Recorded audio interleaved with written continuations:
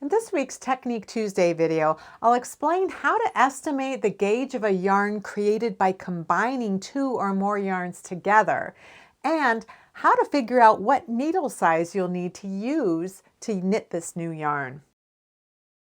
As always, if you'd like to jump right to a specific point in the video, there are direct links down in the description. Yarns come in different thicknesses, and these thicknesses are typically referred to as yarn weight. So it doesn't really mean how much does the yarn actually weigh. They're talking about how thick it is, and more specifically, what gauge is this yarn typically recommended to be knit at? Because it's going to be different for each yarn thickness. So the thinner the yarn is, the recommended gauge is going to tend to be smaller stitches, so you have more stitches in a specific linear measurement. As the yarn gets thicker, you're going to have fewer and fewer because the stitches themselves are going to get bigger and bigger. So you might have 7 stitches in 1 inch or 28 stitches over 4 inches or 10 centimeters when you have a thin yarn like this, but this yarn might only have 5 stitches per inch or 20 stitches over 4 inches or 10 centimeters. And then a yarn like this might only have a couple of stitches per inch and maybe only 8 stitches over a 4-inch or 10 centimeter span of stitches. And so in order to create these bigger stitches, we use bigger and bigger needles. Well, sometimes we don't have the exact yarn that we need, and we might want to make a yarn substitution. So one of the ways that we could substitute a yarn is by combining several thinner yarns in order to create a thicker yarn. So we're going to take 2 or more strands of a smaller yarn weight in order to create a yarn, a resulting yarn that acts like a heavier yarn weight. So there are a couple of reasons why you might choose to combine yarns. And one might be that you actually need to make a yarn substitution. You might have a pattern that calls for a specific yarn weight, and you either don't have that yarn weight in your stash and you want to knit from stash, or it might be a situation where you can't get the color that you need in the appropriate yarn weight. I've had that problem before where I wanted a superwash or a machine washable wool in white color, very light, very close to white color, to make a baby hat, and I couldn't find it.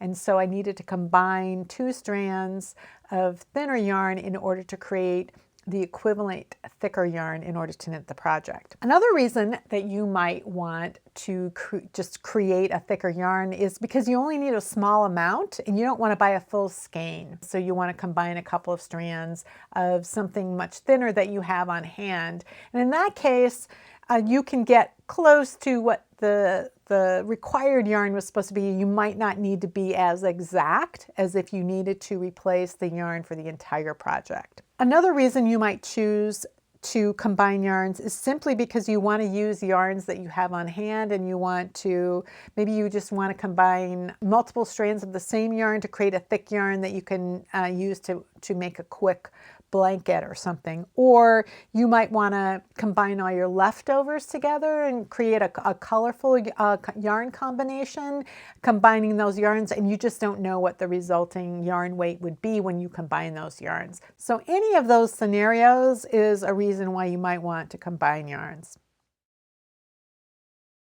So this is a yarn that in some countries would be called a 4-ply yarn. In the United States, we call this a fingering weight yarn. And this is a category of yarns that are fine, and they are knit in around 7 stitches per inch, but they could be a little bit more or a little bit less. So there's actually a range of yarns that fit into this category. They aren't all going to be exactly the same, and they aren't all going to be knit to the same gauge. In this case, this is a yarn that some countries would call a 4-ply yarn, and yet it only has 3 plies in it, and that's because we do not use the same standard ply system that was used, say, 50 years ago, 100 years ago. We had, again, these range of yarns that are in a particular category of yarn weights, but they're not all exactly the same. So when you are combining two strands of yarn together to produce a thicker yarn, there's an equation that you can use, and that is to take the average gauge of the two yarns and multiply it by 0.7. So in this case, I'm using the same yarn, which has a recommended gauge of 7 stitches per inch.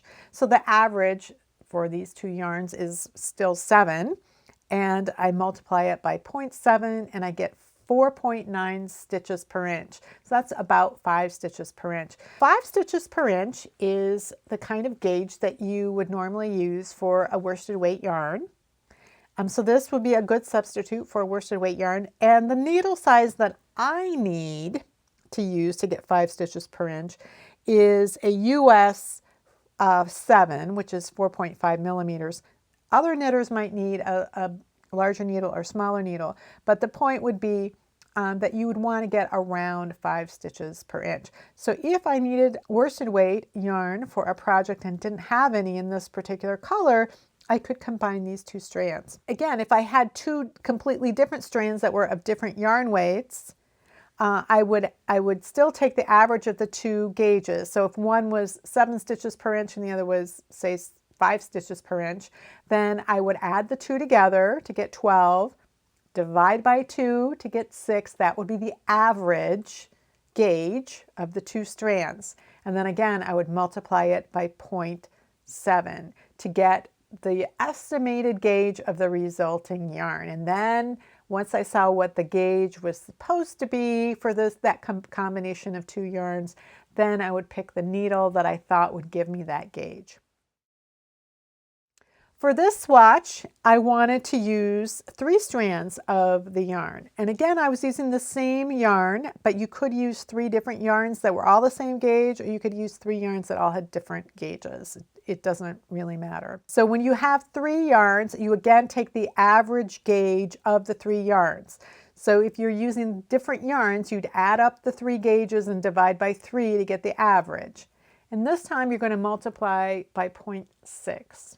When I did that for this yarn, I got 4.2 was the approximate gauge that the resulting yarn should be worked at. I know that for me, I can usually hit 4 stitches per inch or 4.5 stitches per inch. So that's what I did with this swatch is I picked a needle that would give me 4.5 stitches per inch, and it seems like a perfectly reasonable fabric. So this could be a good substitute for an Aran weight or heavy worsted weight yarn for me. Finally, I have 4 strands of the same yarn, and this time I take the average of the 4 strands and I multiply by 0.5. So when I have these 7 stitches per inch, that is the average.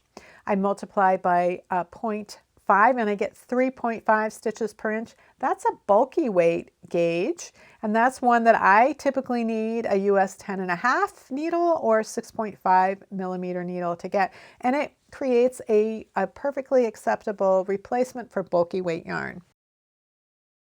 So I did some comparisons with my swatches. So this is the swatch where I used 2 strands of the fingering weight yarn to produce something that was like a worsted weight yarn at 5 stitches per inch. And this is an actual worsted weight yarn where I used the same needle and I cast on the same number of stitches. And I can compare these fabrics and I can see that these really are very, very similar, and it's totally appropriate. Another test I did then was to use 2 strands of the worsted weight yarn. And so this is 5 stitches per inch, and I multiplied by 0.7. That gives me 3.5 stitches an inch. Again, a bulky weight gauge. And I got a fabric that was appropriate. And I can compare it to that fingering weight one, and these fabrics are essentially the same. So this is a situation in which if I want to combine these 2 yarns, I don't add up the gauges and multiply by 0.7. So this is a fingering weight yarn that's normally worked at 7 stitches per inch, and this is Kid Silk Mohair. And you see there's this very skinny thread going up the center, and then you have all of that hair coming out of it. So this is a very, very thin strand of yarn with hair coming out of it.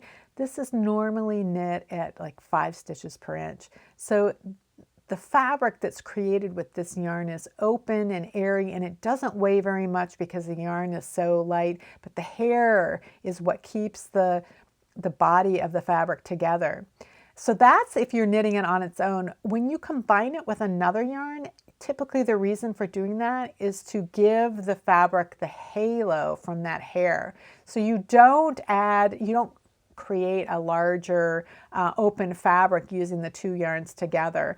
When you combine that mohair together with a standard plied yarn, you just use the gauge of that standard plied yarn on its own, and you achieve the halo that the mohair provides without changing your gauge at all. The equations I gave you today allow you to estimate the resulting gauge of a yarn created by combining several yarns together. Once you have calculated this estimated gauge, you will need to figure out what needle size you need to get that gauge. Some knitters will know right off the bat what needle they'll need to get a particular gauge, but other knitters will not, and they may need to experiment. I've put a link down in the video description to the Craft Yarn Council's website, where they list the range of gauges for each yarn category, as well as the range of needle sizes typically used to get those gauges. This is a useful resource if you have no idea of what needle size to use. Make sure that you wash your swatch after you've found the appropriate needle size to get the estimated gauge. All knitted fabric will relax and achieve more drape after washing. Fabric knit from combined yarns tends to feel a little bit stiffer than fabric knit from a single strand of yarn. So you won't know if you truly like the fabric you're getting until you have washed the swatch. If you have any comments or questions about today's video or suggestions for videos you'd like to see in the future, you can leave those down in the comments below or join the discussion in my Ravelry group, Rox Rocks. Thanks for watching, and I'll see you next time.